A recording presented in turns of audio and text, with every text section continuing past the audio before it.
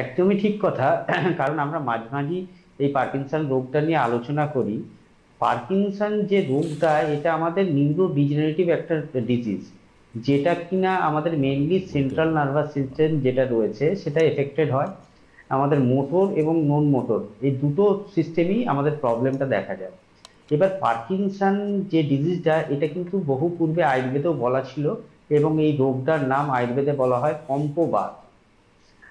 কম্পবাত কেন বলা হচ্ছে? কম্প কথার অর্থ হচ্ছে ট্রিমার। ট্রিমার মানে কি? কাঁপুনি। আর যাদের এই পার্কিনসন রোগটা আছে, তাদের একটা মেইন কমপ্লেন কিন্তু এই হাত কাঁপছে, পা কাঁপছে, কাপ ধরতে পারছে না বা গ্লাস ধরতে পারছে না। এটা মেইন কমপ্লেন। তো এই পার্কিনসন ডিজিজটা আমাদের কিভাবে হচ্ছে, আমাদের যে নিউরো ডিজেনারেটিভ ডিজিজটা, এটা কিভাবে হচ্ছে?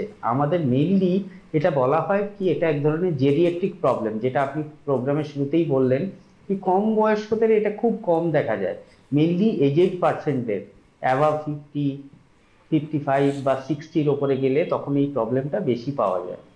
এখানে আমাদের কি হচ্ছে, আমাদের যে ব্রেনটা রয়েছে, ব্রেনের মধ্যে আমাদের মিড ব্রেন একটা জায়গা রয়েছে, সেখানে সাবস্টেন্সিয়া নাইগ্রা বলে একটা স্থান রয়েছে, যেখান থেকে আমাদের ডোপামিন বলে এক ধরনের জিনিস সিক্রিয়েট হয়, মানে ক্ষরিত হয়।